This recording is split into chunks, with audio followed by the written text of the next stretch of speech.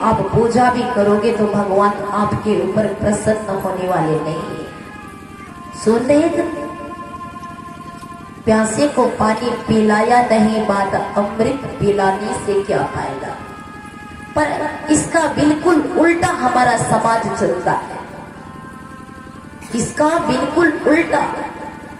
जब लोग स्वस्थ रहते हैं, जब खाने योग्य रहता है, तब उनके अड़ोस पड़ोसी, उनके रिश्तेदार उन्हें कुछ लेके देखने नहीं आते। जब मृत्यु सैया में पड़ जाता है, आम बोल नहीं पाता, एक दाना भी निगल नहीं पाता, एक चम्मच पानी जब मुंह से बहने लगता है, तो हमारे रिश्तेदार, हमारे समाज के लोग खीर, मलाई, पकवान, ठिकरी, बिस्कुट लेके भरमार कर देता। अरे जब प्यास लगा, जब भूख लगी, आपने खिलाया और पिलाया नहीं, बाद में आप अमृत भी ला दोगे तो पिएगा ही नहीं, क्या लाभ। तो जिनके घर में माँ बाप दुखी है, याद रखो उनका संतान कभी सुखी नहीं हो सकता। संत कबीर साहब कहते, कहत कबीर सुनो भाई साधो, यह बदला ले तो।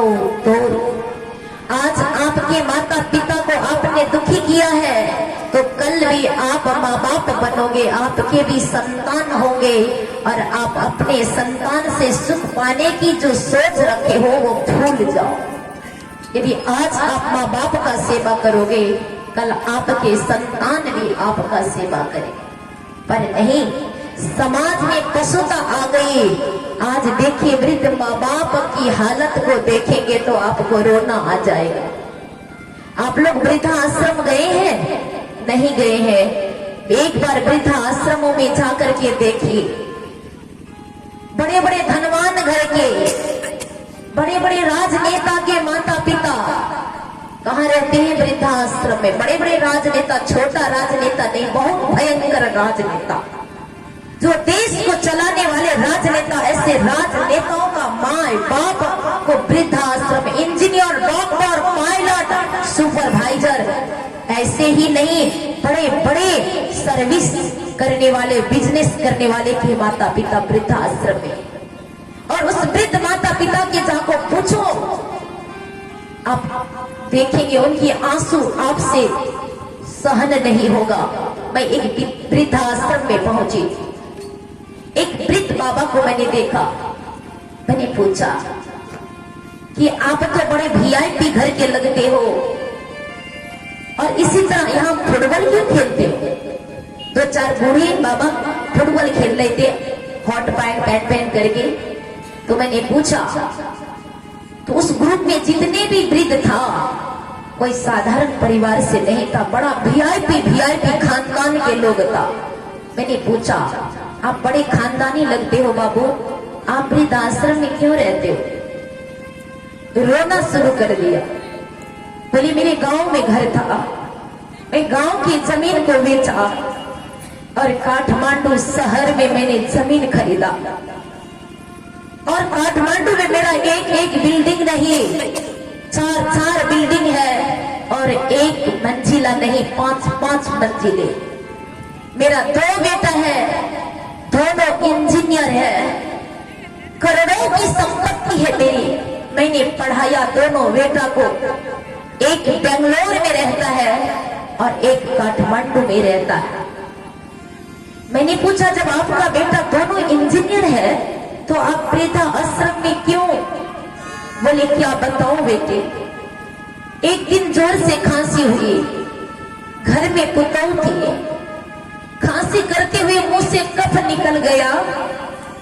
मेरी पुतौ आई और मेरा हाथ को खींचकर सीधा 5 मंजिला से सीढ़ी से खींचते खींचते अंतिम मंजिला में, जहां चप्पल रखा जाता है, जहां मेरा घर का कुत्ता रहता है, वहां लाके मुझे छोड़ दिया। मैंने कहा, फिर आप ऊपर गए नहीं? बोले, मैं तो इंतजार कर रहा था कि बेटा आएगा नौकरी करके, तो देखेगा इस हालत में तो अपनी पत्नी को डांटेगा। पर जब बेटा ऑफिस से आया, 4 चक्का गाड़ी से, और ये साधारण कोई गाड़ी नहीं, बता रहे थे 1.5 करोड़ का गाड़ी, इतना महंगा गाड़ी से मेरा बेटा उतरा। जब मुझे सीढ़ी के पास, सभी के चप्पल के पास देखा, एक बार मेरा बेटा ने मुझे टोका नहीं। मैं तो सोच रहा था बेटा आएगा तो कम से कम बहू को डांटेगी, पर बेटा सीधा ऊपर चला गया। थोड़ी देर पता नहीं क्या बात किया, लिफ्ट के द्वारा गया उसका बेटा, पर उस बूढ़े को सीढ़ी से खींचता हुआ उतारा गया। ऊपर गया, क्या बात किया नहीं किया कुछ मैं नहीं जानता। 1 घंटा के बाद मेरा बैग सहित मेरी पुतों, मेरा बेटा दोनों उतरा और बोला पिताजी गाड़ी में बैठिए। मुझे क्या पता, मेरा मन में हुआ कहीं घुमाने ले जा रहा है, पर मेरा बेटा पुतों ने मुझे इस वृद्धाश्रम में लाके छोड़ दिया। इच्छा तो नहीं होती रहने का, पर मेरे साथ लाचारी है। मैंने पूछा घर जाने की इच्छा नहीं होती, तो बहुत रोने लगा। इच्छा तो बहुत होती है घर जाने का, जब किसी की अपने आती है तो मुझे भी आस रहता है कि मेरा बेटा पुतू भी दशहरा का समय आएगा, पर कोई नहीं आता है, कोई यहाँ नहीं आता है। सोचिए, विचार कीजिए, एक इंजीनियर नहीं, 2 बेटा इंजीनियर है, उनके पिता की यह दशा। अरे खुद सेवा नहीं कर पाते थे तो एक नौकर रख लेता, घर में ही सेवा करता, क्या होता। जब आप छोटे थे तो आपके पिता ने, आपके माता ने सारा संपत्ति को बेच के आपकी खुशियों पे लगा दिया। आज वृद्ध माँ बाप इतने दुखी है, इतने रोते हैं कि आप समाज में झांक के देखोगे तो केवल रोना आएगा। हाँ, जिन संतान के ऊपर दया नहीं, उनके पास धर्म नहीं। जहाँ दया नहीं वहाँ धर्म नहीं, तो वहाँ क्या होता है, केवल पाप होता है, पाप। आज हमारे समाज में मानवता समाप्त हो गई, पशुता आ गया। मैंने एक जगह देखा, एक वृद्ध माता, पेट खराब हो गई, पति पहले ही गुजर गए थे, बिस्तर में पैखाना पेशाब होने लगा। उनके बेटा पुत्रों ने उसे खींच के बिस्तर सहित ऐसे झांटियों में जाकर रख दिया, ऐसे झांटियों में जहां केवल मच्छर ही नहीं, हर तरह की कांटा भी पड़ा हुआ था। और इस अवस्था में न खाने के लिए कुछ पूछा जाता था, न रहने के लिए। मैंने उस दृश्य को देखा, मैंने पूछा माता जी आपके कितने पुत्र हैं? कहते हैं 4 बेटा है, चारों बेटा को पढ़ाया लिखाया, सुंदर सुंदर घर बना दिया। आज एक वृद्ध माँ के लिए रहने का घर नहीं है, झाड़ियों में पड़ी हुई है, भूखा तड़प रही है, मर रही है। क्या समाज का यही मानवता है? जिस वक्त आप जन्मे थे उस वक्त आपकी माँ आपको फेंक देती तो क्या होता? उस वक्त लोग उस माँ को 100 गालियां देते हैं कि कौन ऐसी माँ है जो संतान को पैदा करके झांटियों में फेंक देता। आप लोग न्यूज में सुनते होंगे, कहीं मकई के खेत में बच्चा मिल जाता। उस माँ का मजबूरी को कोई नहीं समझता है, उन्हें 100 गालियां देते हैं लोग। पर जब कोई संतान अपने वृद्ध माँ बाप को झांटियों में ले जाके जिंदा को फेंक देता है, उस वक्त लोग कोई कमेंट नहीं करता। क्या यही हमारी मानवता है? यही हमारा समाज का धर्म और संस्कृति है? नहीं। आज जिस माँ बाप ने जन्म दिया तो संतान होके तो वृद्ध माँ बाप को खिला नहीं सकता, उनकी सेवा नहीं कर सकती, और यदि सेवा के लिए तैयार भी होता है तो अपने माँ बाप को हमेशा हमेशा के लिए अलग कर देता। वृद्ध माँ बाप अलग रहते हैं, कब तक भोजन बना के खाएंगे? शरीर में शक्ति नहीं रहती है। आपके मोरंग जिला में एक घटना घटी थी, जब बेटा पुत्रों ने सेवा नहीं किया तो दोनों बूढ़ा बूढ़ी जहर पी के मर गए। गोलधाम झापा खटखटी के बगल में है। वहां ऐसा ही हुआ, बेटा विदेश में था, पुतो घर में सास ससुर को इतना सताने लगे, कोयराला परिवार से इतना सताया, इतना तड़पाया कि दोनों माँ बाप लाचार होकर के कोस में कूद करके मर गया, भूख सहन नहीं कर पाया। आज हमारे समाज में सबसे अधिक कोई दुखी है तो हमारे माँ बाप है। अरे माँ बाप को दुखी मत करो, माँ बाप तो हमारे भगवान है, हमारी देवता है, और ऐसे देवताओं का अपमान करने वाले को कहते नरक में भी जगह नहीं मिलता।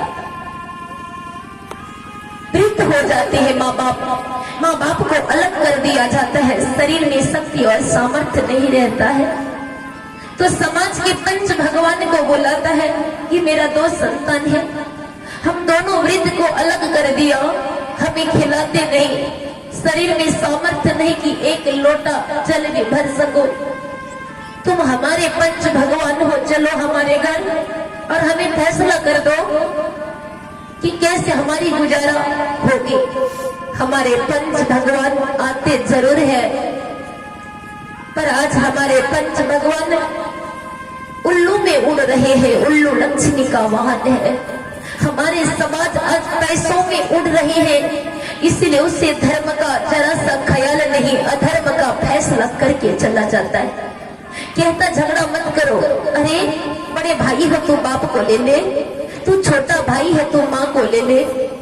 बंटवारा कर दिया जाता है माँ बाप को, और दोनों भाइयों ने नियम खड़ा करता है, दोनों भाई में बोल चाल नहीं, दोनों देवरानी जेठानी में बोल चाल नहीं, नियम बनाता है कि इस घर के लोग उस घर से के लोगों से बात नहीं करेंगे, यदि करेंगे तो उसको घर से बाहर निकाला जाएगा। छोटा बेटा भी यही कहता है, इस घर के लोग यदि उस घर के लोग से बात करेंगे तो उसे घर से बाहर निकाला जाता है। जरा विचार करके देखो यह नियम किन पर लागू खड़ा किया जाता है? वृद्ध माँ बाप। अरे माँ बाप साथ में थे तभी तो आपको जन्म दिया, आपको पाला पोसा बड़ा किया, प्यार और दुलार दिया, पर आज आप वृद्ध माँ बाप को एक दूसरे से अलग कर रहे हो। भाई सुख पाओगे? जरा विचार करो, कभी सुख नहीं पाओगे, क्योंकि आपके माता पिता दुखी हैं। सुख पाने की चेष्टा भी मत करना, केवल संसार की ऐसी महलों में रहोगे तब भी आपको चुभेगा कांटे की तरह, जीवन में आप सुख कभी हासिल नहीं कर पाओ। इसलिए माँ बाप को वृद्धा आश्रम मत भेजो, जो आप खाते हो ना अरे वही खिला दो, आप नमक रोटी खाते तो वही खिलाओ, थोड़ा सा बात चीड़ के खाओ, क्या होगा? आपकी माँ आपके पिता ने नहीं खाया, आपको खिलाया। 3 पौवा जिंदगी तो अपने कमाई पे गुजार लेता है, थोड़ी सी जिंदगी 2 दिन का तो मेहमान रहता है, कितना ही खाएंगे आप, उतना अन्न तो बर्बाद करते हो। अरे वो बर्बाद नहीं करके अब थोड़ा सा भोजन अपने माता पिता को खिला दोगे तो क्या होगा? हमारे संत महात्मा वेद वेदांत कहता है कि आप अपने चमड़े को काटकर, सेवा की बात तो दूर जाए, अपने शरीर की चमड़ा को काटकर माँ के लिए जूती और पिता के लिए जूता भी बना दो तो माँ बाप के ऋण से उबर नहीं सकता है। इतने बड़े ऋणी होते हैं संतान, जानते? अरे माँ बाप ने अपना शरीर को आधा आधा शक्ति को नष्ट करता, नूर प्रकाश को नष्ट करता है, अपने ब्रह्मचर्य को नष्ट करता है, तब एक संतान को पैदा करता है, एक संतान को जन्म देता है, और इतना शक्ति सामर्थ्य आपके जीवन में भरा, क्या यही सिला अपने माँ बाप को दिया? इसीलिए हमारे संत महापुरुष कहते हैं, हे संसार के लोगों, समाज में राम राज्य स्थापित करना चाहते हो, समाज में राम राज्य स्थापित करना चाहते हो तो खुद आध्यात्मिक ज्ञान से जुड़ो और अपने बच्चों को भी सही शिक्षा प्रदान करो।